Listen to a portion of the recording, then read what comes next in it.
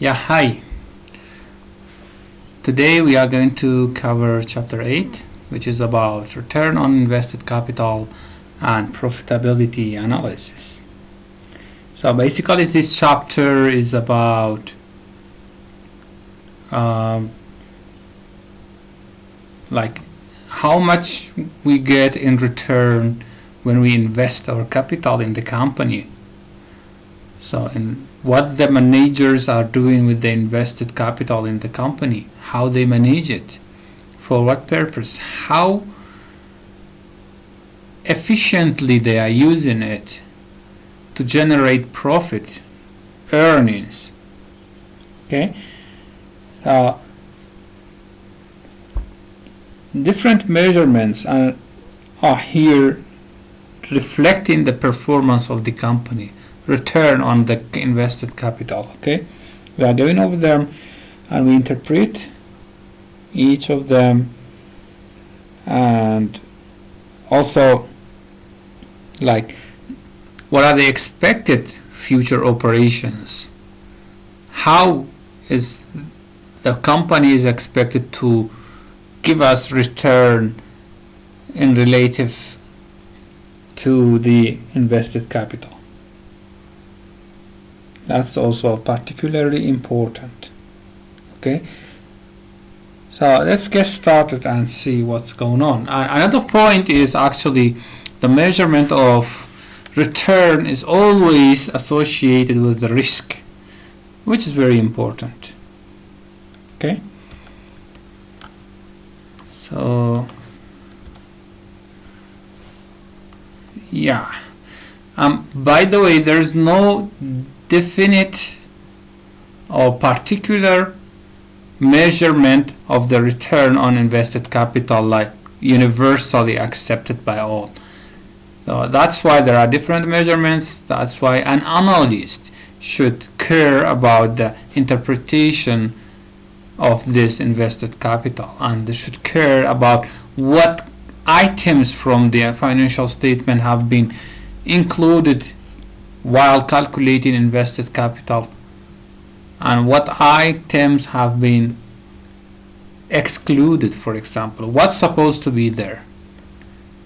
Okay, so typically both return on invested capital, ROIC, or return on invested capital or return on investment, both are the measurements of the return on invested capital anyway. Okay, so some other points that are relevant to this return on investment are like the income or profitability statements are very relevant to this.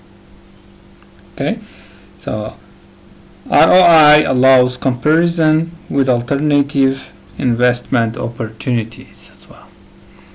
So while we have many options, many investments, more than one investment to invest in this guy, using this criteria, we can understand which investment is the best suitable to invest in.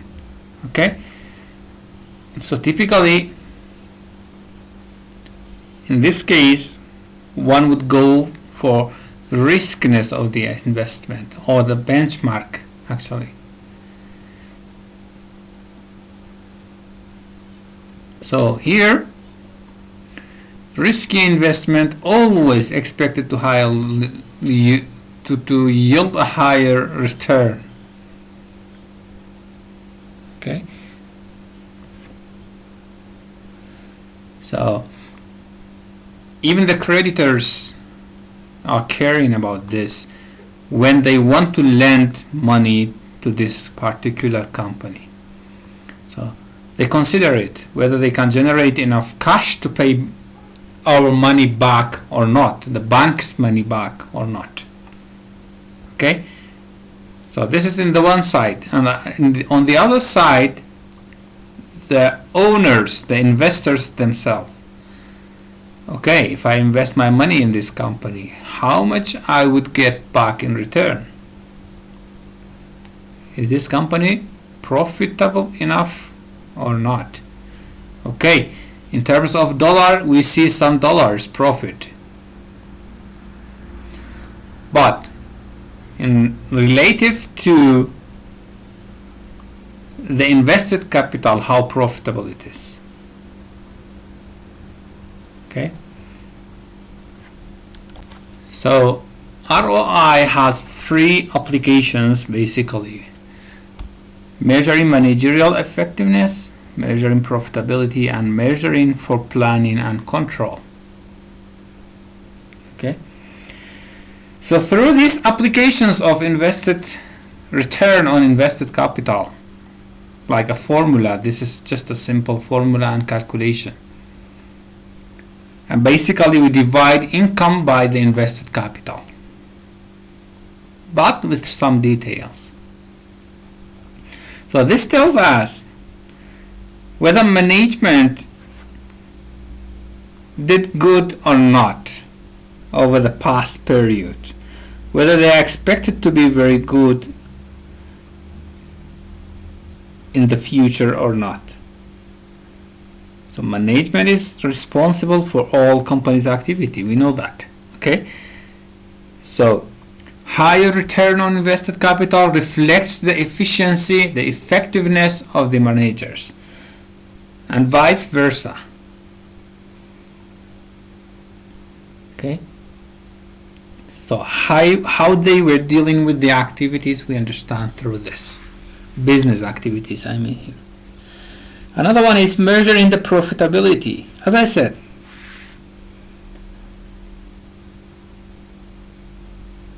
net dollars can reflect the profit of this company, net income in terms of dollars. But what about the ratios? What about the obtained profit after tax, after every expense? This amount of dollars is sufficient, is satisfiable or not from the investors' perspectives. Okay. Another one is this ratio, return on investment, allows us to oversee the planning of budgeting, coordinating activities, evaluating opportunities, controlling business activities. Okay. So whatever transactions are, at the bottom line we have return on investment. Okay. No matter what they are doing, no matter what plan they are, no matter whatever they want to do, whatever they pretend to do, the company stuff. So at the end of the day, we see the return on investment and we understand whether they are doing good or not. Okay, so oversee the planning of controlling all business activities and whether they are smart enough to capture the opportunities, whether they are avoiding the risks, predicting the risks, whatever associated with business activities. So what are the components of, okay, so I've been through them. What are the components of ROI, return on investment? As I said, so this is a ratio by dividing the income over invested capital. Okay. Now the case is, what is the income? Gross income, profit margin. What is the net income? Whether it is earning before interest and tax. What about depreciations? Okay. What about financing activities? And even invested capital, what do we mean by that? Is it a net operating capital? Total asset? Total equity? Total common equity excluding preferred dividends, preferred equities? So there's no universal measure for invested capital, okay? So that's why we have to be careful. But typically there are two types of it.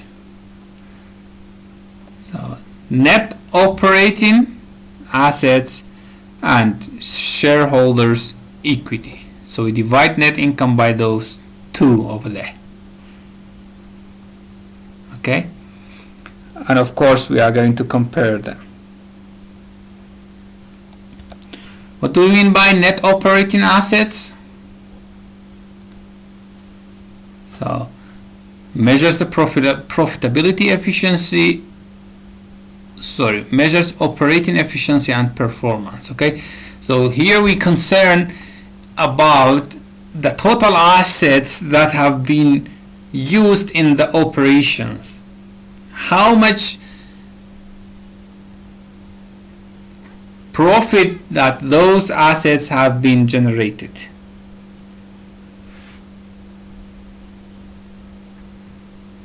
And this reflects the return on net operating assets excluding financial assets and liabilities, okay? So financial assets definitely will not be used in producing foods, for example, for food industry companies, in producing mobile phones, in producing computers. No, those financial assets are something different.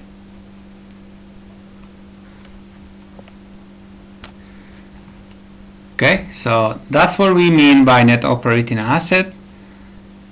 Now, common equity capital. Why here common? Because we care about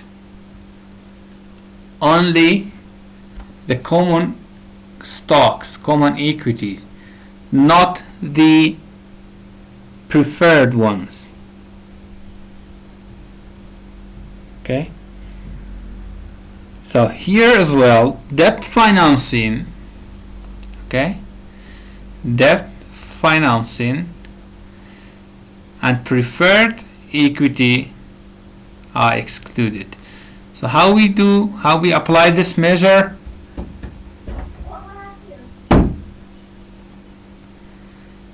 Net income less preferred stock. Dividends divided by average common equity. So the average common equity is the beginning of the period's common equity plus the ending period common equity and divided by 2. Okay, this is the very precise measurement of this.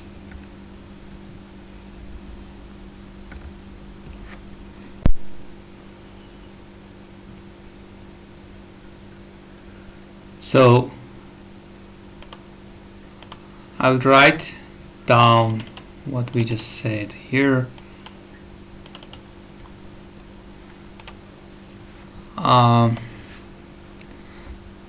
Return on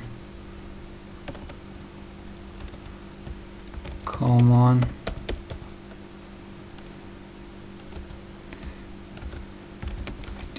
equals beginning common equity plus. Alright, so let's do it in this way. Net income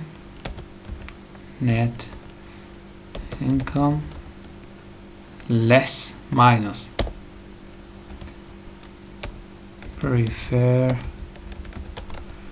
dividends. Okay, so we have this dividend divided by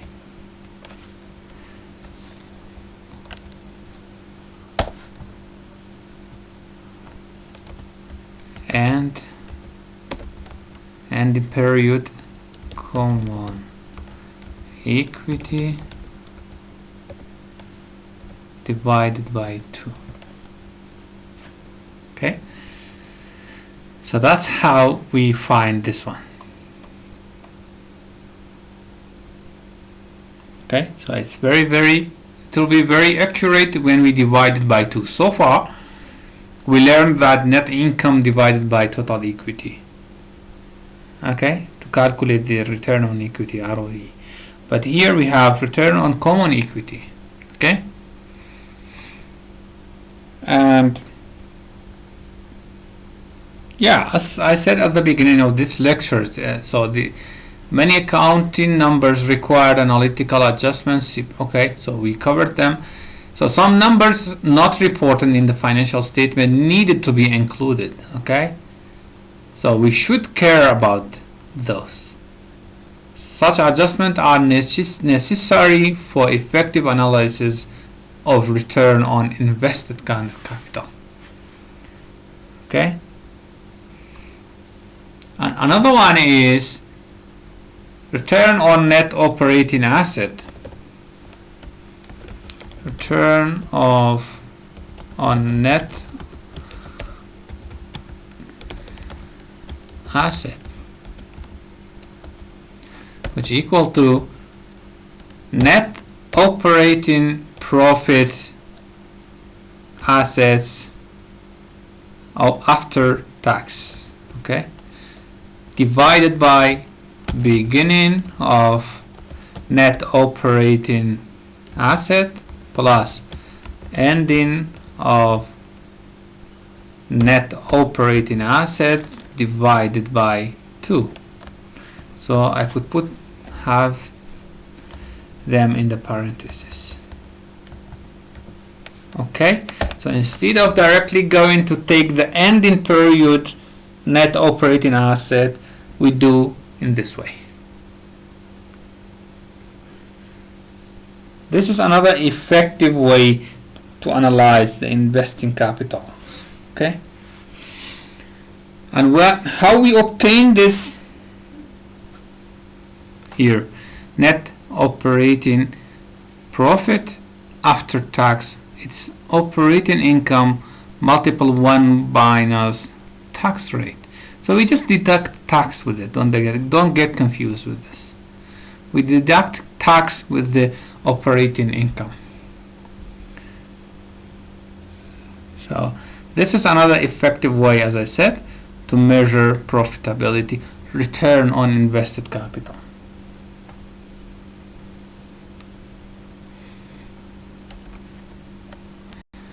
Here is how it looks like. The operating and non-operating activity distinctions. Okay, we have here balance sheet. So we have operating assets over here, less operating liabilities. We will get NOA, net operating assets over here. Okay, but financial liabilities less financial assets over here, net financial obligations, and we have also stockholders equity to add to this. So here is net financing, how the company has been financed: equity and debt. It's so simple, equity and debt. Okay,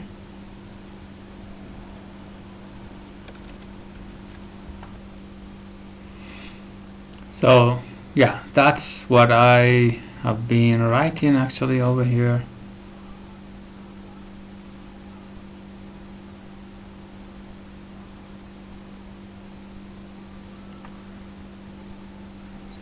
We exclude the preferred stock over here. Okay, so what about return on operating assets?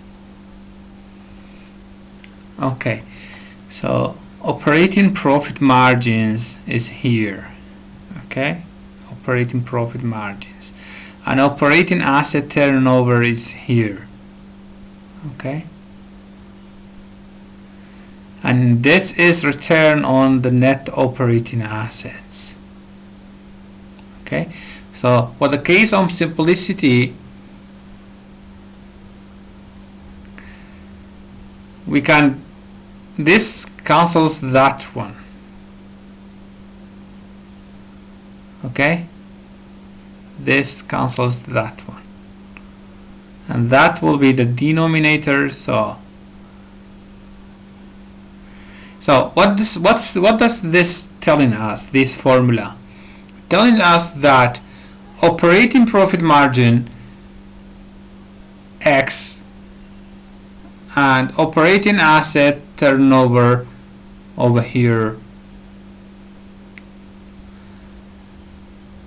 can affect the net return on operating assets. Okay, so any of these elements over here have a contribution to decrease or increase our return on net operating assets. Okay, so operating profit margin, which is here, measures the operating profitability related to sales. Okay, what about this one? It's generating sales from operating assets. So it measures the sale relative to the operating assets. Okay, so these are particularly important to know.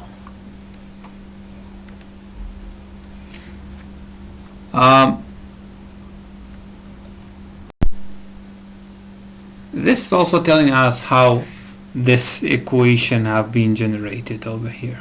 No, this one. Okay, so you can go through it. So now, how profit margin and assets are, asset turnover look like.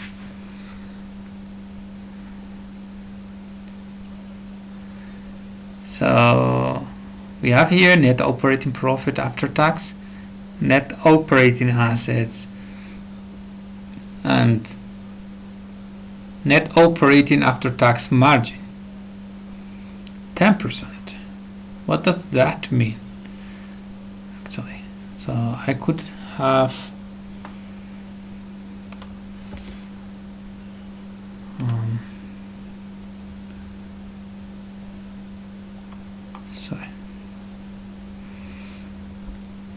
so this tells us net operating after tax divided by sale.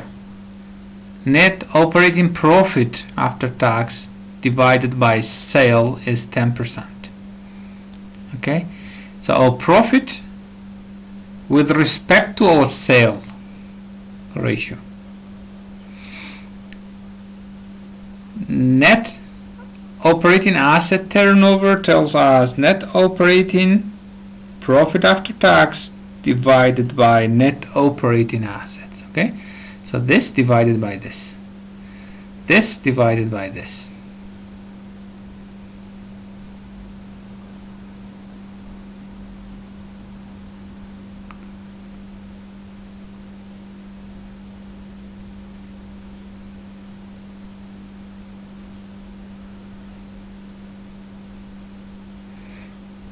So, and these ratios are different from one industry to another one.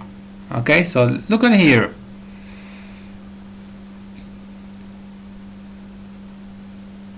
I wish we could have the detail of this figure. Actually, let me check the book whether we have the detail here. Yeah. Okay, so you must go back to understand what do we mean here by A, B, C, D, E, F, G, H. So all these belongs to a specific company. Okay, belongs to a specific company. Okay, So some companies over here, for example, they have a high ratio of asset turnover, but their profit margin, net operating profit margin, is low. This is a percentage. Okay? While some other companies like N and X have a high 10% profit margin over here, but very low asset turnover. Okay, so their asset, they haven't been using their asset a lot, but they generate a good return on investments. Okay.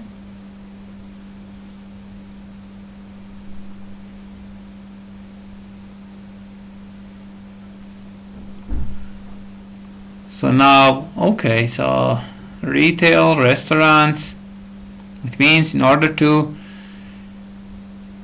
for the restaurants and retail supermarkets, in order to generate like 3% or more than 2% net operating profit margin, they have to use a lot of assets. Asset turnover is very, very high. Okay, but some other companies like communications, printing and publishing, pharmaceuticals, entertainments, they have a high profit margin with less consumption of assets, with low ratio of asset turnover over here.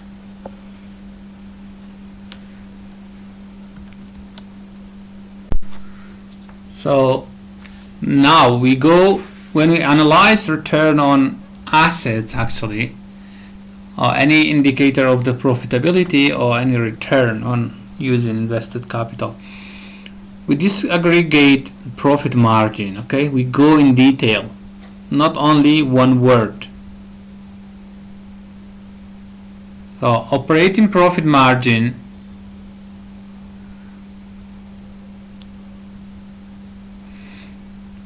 is net operating profit asset after tax, divided by sales. So what about pre-tax profit margin? Pre-tax sales, pre-tax other profit margin. Here is the detail over here. Special items divided by sale, equity income divided by sale, R&D divided by sale. So that's how we disaggregate if you wanna go in detail. Okay. So specifically, gross profit margin reflects the gross profit as a percent of sales. Okay, so reflects the company's ability to maintain or increase the selling price. Or what about the selling expenses? So to decrease the selling expense. Okay,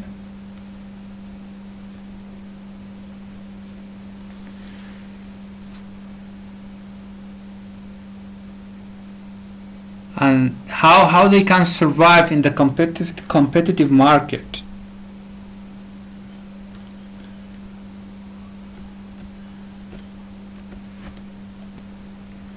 So what about operating asset turnover? So when we disaggregate asset turnover, so we know that asset turnover measures the intensity with which company utilize assets. So how much sales they can achieve, how much sales they can achieve with the using of the assets.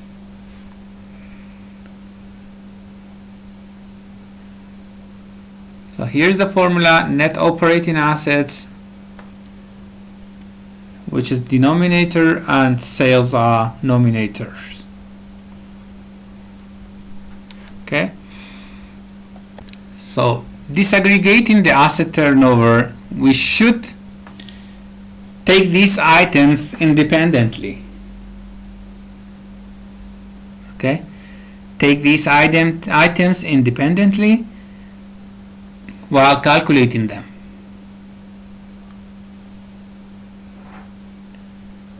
Long-term operating asset turnover, account payable turnover, inventory turnover, account receivable turnover.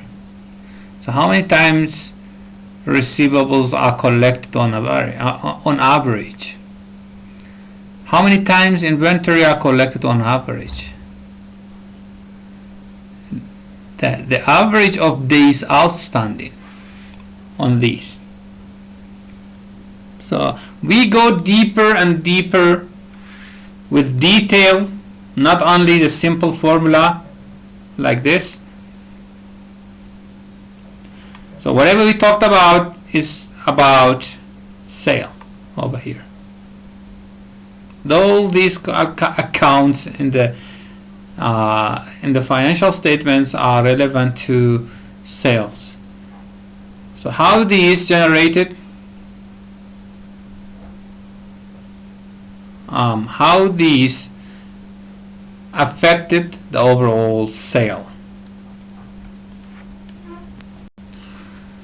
Here are the formulas that could be used to disaggregate of the asset turnover. Okay, inventory, long-term operating asset turnovers, average payable days outstanding, net operating working capital turnover, net sale, average net operating working capital. So average is very important. Okay, beginning period plus end of the period divided by 2. So this period we're talking about can be yearly, can be also quarterly or monthly actually.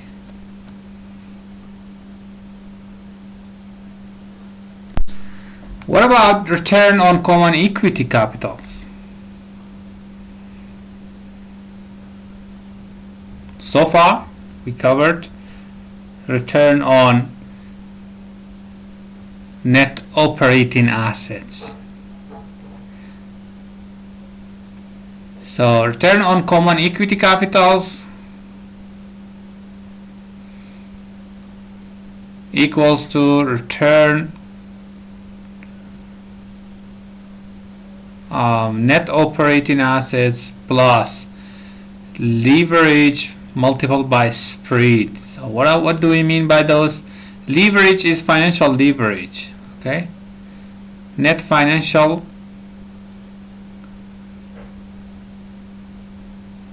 average equity. So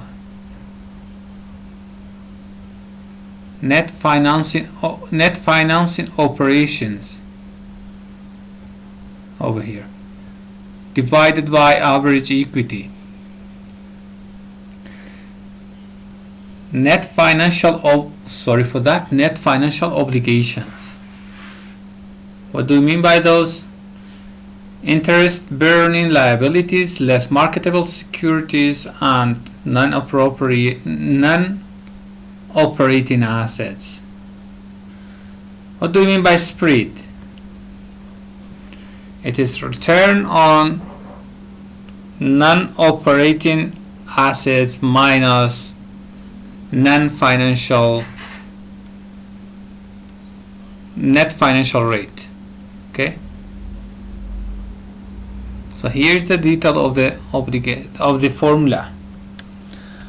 We will have practices on how we apply this formula and how we analyze them, so don't worry about that. So getting into detail of these components of this formula, we go over the leverage. Leverage refers to the extent of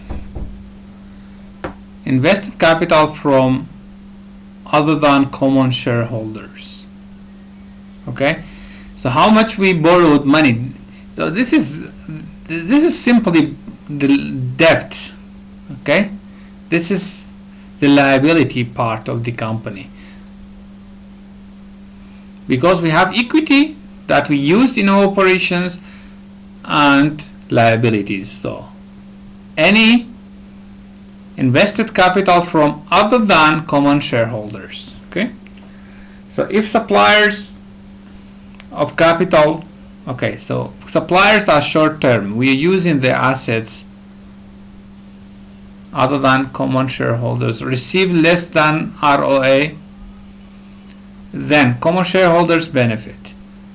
The reverse occurs when suppliers of capital receive more than return on asset, when their rate of return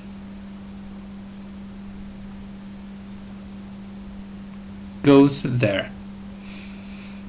So it means the rate of return on asset, which is net income over total asset. If the suppliers would receive this ratio, okay, suppliers divided by total asset, this ratio is less than ROA, it means the shareholders benefits. It means after repaying the suppliers, there would be some profit left. So the larger the difference between the common equity and other capital suppliers, the more successful or unsuccessful is the trading on the equity. Okay? Can be successful, can be unsuccessful from different perspectives from the different circumstances. So an alternative view of ROCE is by looking at this formula. Okay, at the end of the day,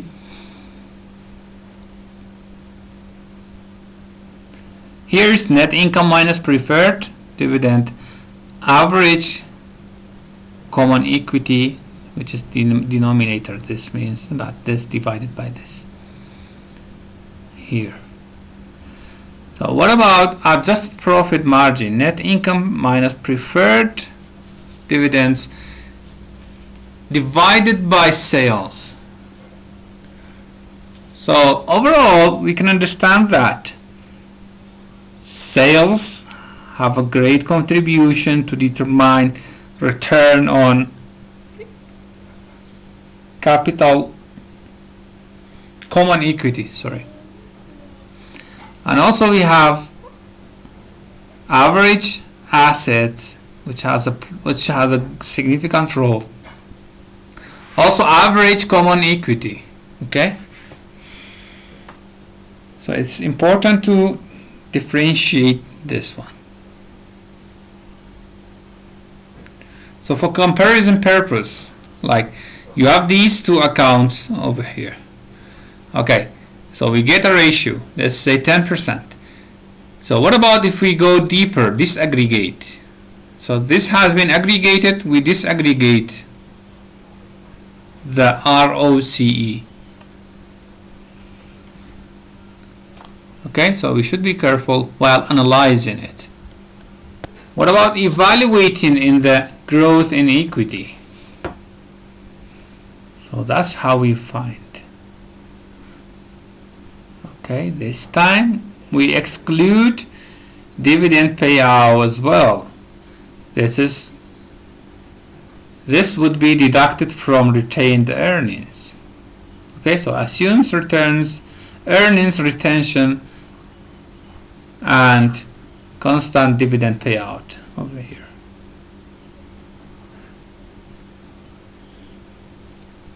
Okay, what about the sustainable equity growth rate? So we understand over the time the equity growth will be always minus the payout rate, the portion that goes to the common equity holders through dividend. Okay, so that was the end of the chapter. Okay, there might be some confusions, but this will be followed by the problem or exercise solvings, so we understand then what we were talking about here since the beginning of the chapter to the end of the chapter actually. So all was about return on invested capital, and that was through two different measurements, which are net operating assets and stockholders' equity return on these assets, actually equity and net operating assets, and aggregation and disaggregating them. So thanks for your attention.